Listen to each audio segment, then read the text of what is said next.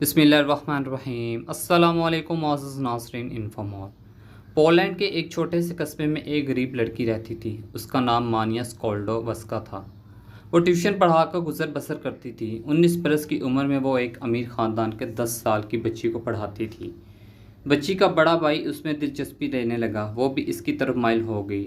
چنانچہ دونوں نے شادی کرنے کا فیصلہ کر لیا۔ جب لڑکے کی ماں کو اس معاملے کا پتہ چلا تو اس نے آسمان سر پہ اٹھا لیا۔ اس نے مانیا کو کان سے پکڑا اور پورچ میں لا کر کھڑا کیا۔ اس نے آواز دے کر سارے نوکروں کو جمع کیا اور چلا کر کہا، دیکھو یہ لڑکی جس کے پاس پہننے کے لیے صرف ایک فراق ہے، جس کے جوتوں کے تلووں میں سوراخ ہے، اور جسے 24 گھنٹوں میں صرف ایک بار اچھا کھانا نصیب ہوتا ہے، اور وہ بھی ہمارے گھر سے۔ یہ لڑکی میرے بیٹے کی بیوی بننا چاہتی ہے، یہ میری بہو کہلانے کی خواہش پال رہی ہے۔ تمام نوکروں نے کہکا لگایا اور خاتون دروازہ بند کر کے اندر چلی گئی۔ مانیا کو یوں محسوس ہوا جیسے کسی نے اس کے اوپر تیزاب کی بالٹی الٹ دی ہو۔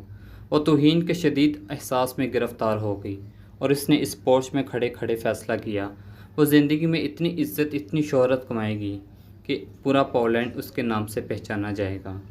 یہ سن 1891 تھا۔ وہ پولینڈ سے پیرس آئی۔ اس نے یونیورسٹی میں داخلہ لیا اور فزکس پڑھنا شروع کر دی۔ وہ دن میں 20 گھنٹے پڑھتی تھی۔ اس کے پاس پیسہ دھیلا تھا نہیں۔ جو کچھ جمع پونجی تھی وہ اسی میں گزر بسر کرتی تھی۔ وہ روز صرف 1 شلنگ استعمال کرتی تھی، یعنی چند پیسے۔ اس کے کمرے میں بجلی، گیس اور کوئلوں کی انگیٹھی تک نہیں تھی۔ وہ برفیلے موسموں کی راتیں کپ کپا کر گزارتی تھی۔ جب سردی برداشت سے باہر ہو جاتی تھی تو اپنے سارے کپڑے نکالتی تھی، آدھے بستر پر بچھاتی تھی اور آدھے اپنے اوپر اوڑھ کے لیٹ جاتی تھی۔ پھر بھی گزارا نہ ہوتا تو وہ اپنی ساری کتابیں، حتیٰ کہ اپنی کرسی تک اپنے اوپر گرا لیتی تھی۔ پورے 5 برس اس نے ڈبل روٹی کے سوکھے ٹکڑوں پر مکھن کے سوا کچھ نہ کھایا۔ نکاحت کا یہ عالم ہوتا تھا، وہ بستر پر بیٹھے بیٹھے بے ہوش ہو جاتی تھی، لیکن جب ہوش آتا تھا تو وہ اپنی بے ہوشی کو نیند قرار دے کر خود کو تسلی دے لیتی تھی۔ وہ ایک روز کلاس میں بے ہوش ہو گئی۔ ڈاکٹر نے اس کا معائنہ کرنے کے بعد کہا، آپ کو دوا کی بجائے دودھ کے ایک گلاس کی ضرورت ہے۔ اس نے یونیورسٹی میں ہی پائری نام کے ایک سائنسدان سے شادی کر لی تھی۔ وہ سائنسدان بھی اسی کی طرح مفلوق الحال تھا۔ شادی کے وقت دونوں کا کل اثاثہ 2 سائیکل تھے۔ وہ غربت کے اسی عالم کے دوران پی ایچ ڈی تک پہنچ گئی۔ مانیا نے پی ایچ ڈی کے لیے بڑا دلچسپ موضوع چنا تھا۔ اس نے فیصلہ کیا وہ دنیا کو بتائے گی یورینیم سے روشنی کیوں نکلتی ہے۔ ایک مشکل بلکہ ناممکن کام تھا، لیکن وہ اس پر جت گئی۔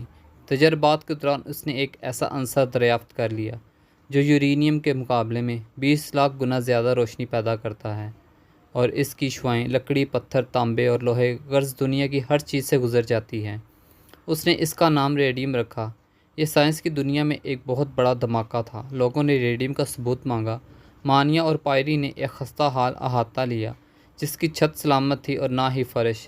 وہ 4 برس تک اس احاطے میں لوہا پگھلاتے رہے۔ انہوں نے تن و تنہا 8 ٹن لوہا پگھلایا اور اس میں سے مٹر کے دانے کے برابر ریڈیم حاصل کی۔ یہ 4 سال ان لوگوں نے گرمیاں ہوں یا سردیاں اپنے اپنے جسموں پر جھیلی۔ بٹی کے زہریلے دھوؤں نے مانیا کے پھیپھڑوں میں سوراخ کر دیے، لیکن وہ کام میں جتی رہی اور اس نے ہار نہ مانی، یہاں تک کہ پوری سائنس اس کے قدموں میں جھک گئی۔ یہ ریڈیم کینسر کے لاکھوں کروڑوں مریضوں کے لیے زندگی کا پیغام لے کر آئی۔ ہم آج جسے شعاعوں کا علاج کہتے ہیں، یہ مانیا ہی کی ایجاد تھی۔ اگر وہ لڑکی 4 سال تک لوہا نہ پگھلاتی تو آج کینسر کے تمام مریض مر جاتے۔ یہ لڑکی دنیا کی واحد سائنسدان تھی جسے زندگی میں 2 بار نوبل پرائز ملا، جس کی زندگی پر 30 فلمیں اور سینکڑوں کتابیں لکھی گئیں، اور جس کی وجہ سے آج سائنس کے طالب علم پولینڈ کا نام آنے پر سر سے ٹوپی اتار کر اس ملک کو سلام عقیدت پیش کرتے ہیں۔